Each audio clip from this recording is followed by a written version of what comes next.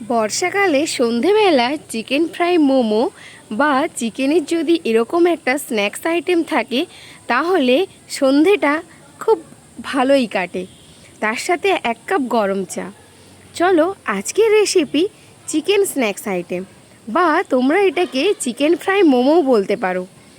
তো এর মধ্যে কতটা ভরপুর চিকেন রয়েছে একটা ভেঙে দেখালাম। দেখতেই পাচ্ছ কতটা ভরপুর চিকেন রয়েছে। হাই হ্যালো বন্ধুরা, welcome to my channel my style my choice, your new cooking destination. চলো আজকের রেসিপি চিকেন ফ্রাই মোমো বা চিকেনের স্ন্যাক্স আইটেম। এটা বানানোর জন্য 500 গ্রাম বোনলেস চিকেন নিয়ে নিতে হবে। এর মধ্যে হলুদ গুঁড়ি, লঙ্কা গুঁড়ি, নুন এবং জিরে গুঁড়ো আর ধনে গুঁড়ো, অল্প পরিমাণ সর্ষের তেল দিয়ে ভালো করে 30 মিনিট মতো ম্যারিনেট করে রেখে দিতে হবে। হ্যাঁ, 30 মিনিটই কিন্তু ম্যারিনেট করে রাখবে। ম্যারিনেট করে রাখার পরে অন্য একটি কড়াইতে 30 মিনিট পর আমরা কড়াইতে তেল দিয়ে এর মধ্যে জিরে গুঁড়ো এবং তোমরা যদি গোলমরিচ দিতে চাও গোলমরিচও দিতে পারো। তারপরে জিরেটা ভাজা হয়ে গেলে এর মধ্যে রসুন কুচো দিয়ে দিলাম। রসুন কুচোগুলোকে ভালো করে লাল লাল করে ভেজে নিতে হবে। লাল লাল করে ভাজা হয়ে গেলে এর মধ্যে সরু সরু করে কেটে রাখা পেঁয়াজগুলো দিয়ে দিতে হবে।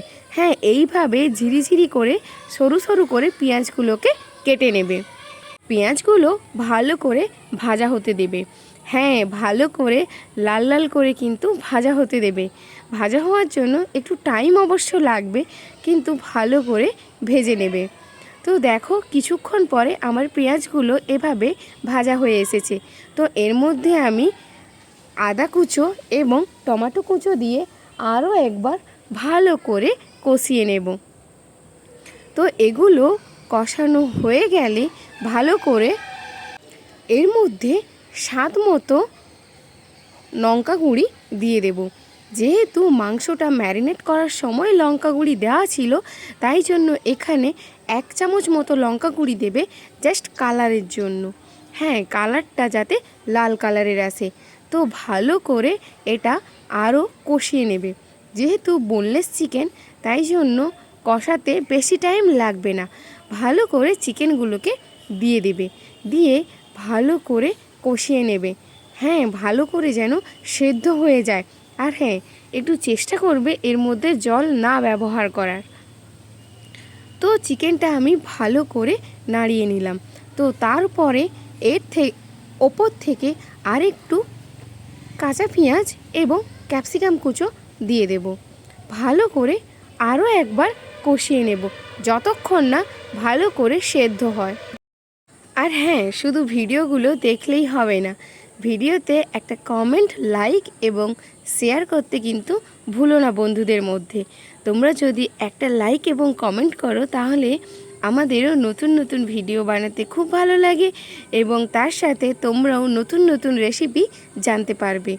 তো তোমাদের সাথে গল্প করতে করতে দেখো আমার মাংসটা পুরোটাই কষানো হয়ে গেছে আর খুব ভালো করে সেদ্ধ হয়ে গেছে।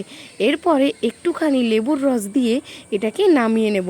হ্যাঁ, আমি কিন্তু এর মধ্যে জল ব্যবহার করিনি। আর তোমাদের যদি এরপরেও মনে হয় জল হয়ে গেছে তাহলে অল্প পরিমাণ বেসন গুঁড়ো মাখিয়ে নেবে। অন্যদিকে মোমো বানানোর জন্য আমি 1/2 কেজি মতো ময়দা নিয়েছি। হ্যাঁ, 500 গ্রাম ময়দাতে অল্প পরিমাণ চিনি, লবণ এবং একটু লঙ্কা গুঁড়ি দিয়ে ভালো করে মিশিয়ে নেব। মেশানো হয়ে গেলে এর মধ্যে সাদা তেল দিয়ে ভালো করে ময়ান দিয়ে দেব। হ্যাঁ, ভালো করে মেখে নেবে। মাখার সময় দেখবে যেন ওটা হাতে মুঠো হয়ে আসে। তো এইভাবে মাখানোর পরে অল্প অল্প করে জল দিয়ে একটি ময়দার ডো বানিয়ে নেবে। নিশ্চয়ই ময়দার ডো কেমন বানাতে হয় আশা করি সবাই জানো, এটা দেখানোর কোনো প্রয়োজন নেই। দেখো আমার সুন্দরভাবে ময়দার ডোটা মাখানো হয়ে গেছে। এটাকে আমি 1/2 ঘন্টা মতো রেস্টে দিয়েছিলাম। ওইদিকে তখনই আমি চিকেনটা রেডি করে নিয়েছিলাম। তো তোমরাও এভাবে করতে পারো। তো তারপরে আমি সুন্দর করে লেচিগুলো সরু সরু করে কেটে নিলাম। লেচিগুলো কিন্তু এই সাইজেই কাটবে, কারণ যেহেতু এটা চিকেন দিয়ে ভরপুর তাই জন্য লেচিগুলো একটু বড় বড় সাইজের কাটবে, বা তোমরা তোমাদের সাইজ মতো কেটে নিতে পারো। তো আমার এখানে আমি এই সাইজে লেচিগুলো কেটে নিলাম। লেচিগুলো কাটার পরে ভালো করে গোল করে অল্প পরিমাণ তেল দিয়ে আরও কিছুক্ষণ মতো রেস্টে রাখবে। ততক্ষণে দেখবে তোমাদের মাংসর যে পুরটা ছিল সেটা কিন্তু রেডি হয়ে যাবে। তো দেখলে গোল গোল করে আমি ভালো করে কিছুক্ষণ রেখে দেব, তাহলে এটা আরেকটু নরম হয়ে যাবে। তো তারপর লেচিগুলোকে ঠিক এইভাবে গোল গোল করে বেলে নেব। তো বেলা হয়ে গেলে আমি কয়েকটা আগে বেলে নিই, তারপরে তোমাদের সাথে শেয়ার করব কিভাবে মাংসর পুরটা দিয়ে রেডি করব। ততক্ষণে মাংসর যে পুরটা ছিল সেটাও অবশ্য ঠান্ডা হয়ে যাবে। ঠান্ডা হলেই কিন্তু ব্যবহার করবে, গরম অবস্থায় ব্যবহার করার দরকার নেই। তো এই দেখো আমার কয়েকটা লেচি গোল গোল করে বেলা হয়ে গেছে।